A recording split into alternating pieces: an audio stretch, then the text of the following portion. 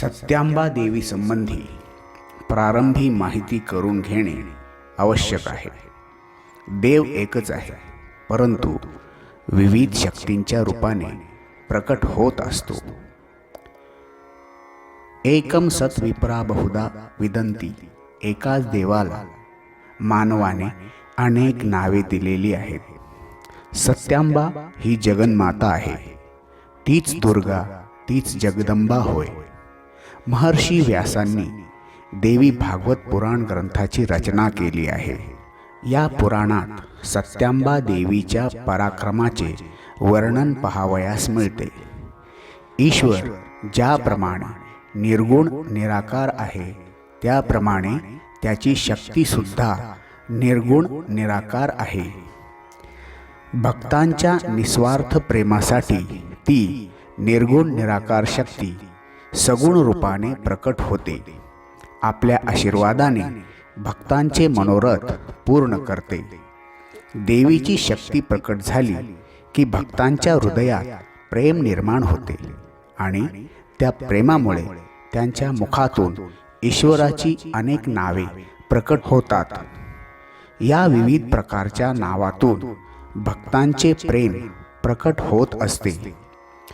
या अनंताची रूपे जशी अनंत आहेत, तशी नामेही अनंत आहेत आणि गुण देखील अनंत आहेत. ही सत्यांबा देवी अनेक नावांनी ओळखली जाते आणि तिची पूजा करताना देखील अनेक नावांचा उच्चार केला जातो. दुर्गा माता, लक्ष्मी देवी, चामुंडा देवी, विमला देवी, बहुला देवी, वनदुर्गा देवी, कात्यायनी देवी, ब्रह्मवादिनी देवी इत्यादी विविध प्रकारची तिची नावे आहेत. श्री सत्यांबामधील सत्य हा शब्द ब्रह्मवाचक आहे. जे आहे व नाही याच्या पलीकडे सत्य रूपाने असते ते सत्य होय.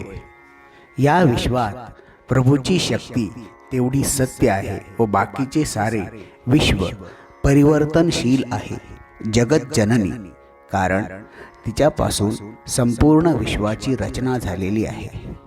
ही सत्यांबा महाकाली, महालक्ष्मी, महासरस्वती या रूपात प्रकट होत असते व विश्वात ती अनेक प्रकारचे कार्य करत असते.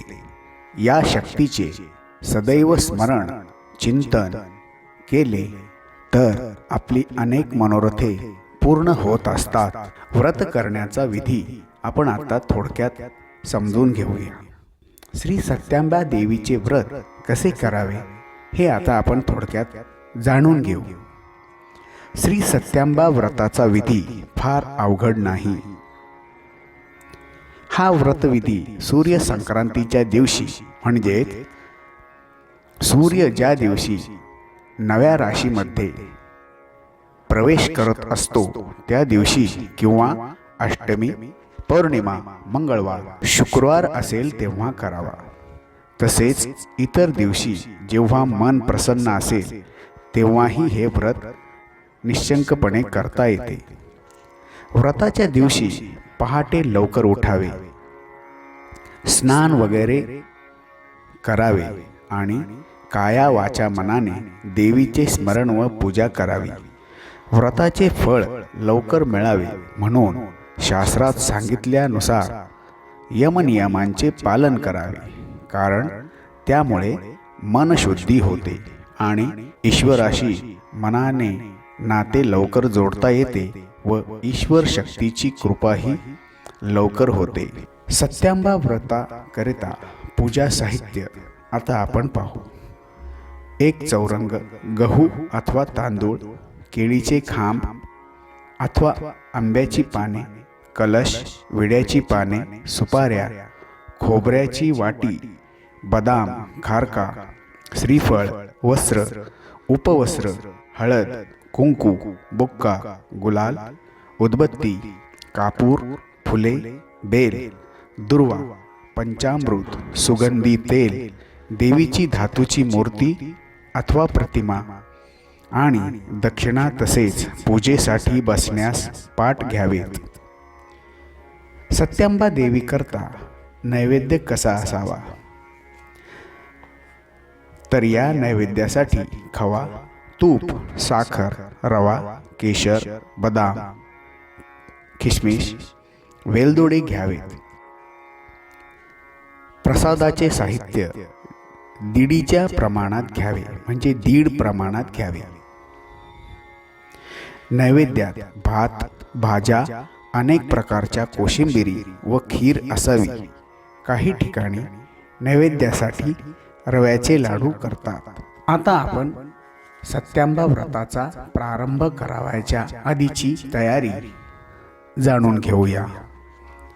श्री सत्यांबा व्रतविधी सर्वसाधारणपणे सायंकाळी करायचा असतो.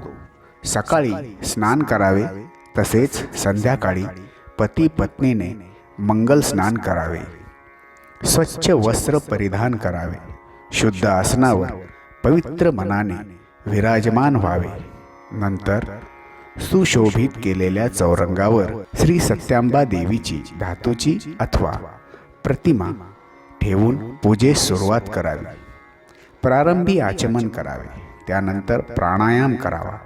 देशकालाचा उच्चार करून पवित्र संकल्प करावा.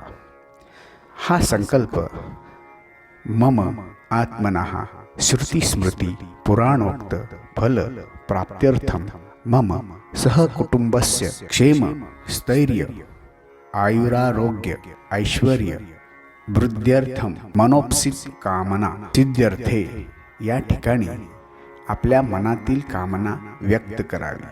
श्री सत्यांबा व्रतांगत्वेन यथा संपादित सामग्रया श्री महाकाली महालक्ष्मी महासरस्वती स्वरूपी श्री सत्यांबा महादेवी पूजनम करिष्ये असे करून संकल्प करावा.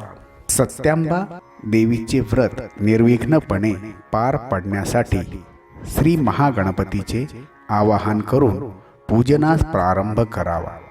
पूजेच्या शेवटी कथा वाचन करून आरती करावी. तसेच प्रसाद व महानैवेद्याचा प्रसाद देवीला दाखवावा. हे व्रत करणाऱ्या पती पत्नीने संपूर्ण दिवस उपवास करावा. रात्री गुरुजींची पूजा करून दक्षिणा द्यावी व आपल्या आप्तजनांसह समाधानाने भोजन करावे. रात्री सत्यांबा देवीचे स्मरण करून शांत मनाने झोपी जावे. आता आपण श्री सत्यांबा व्रत कथेला सुरुवात करूया.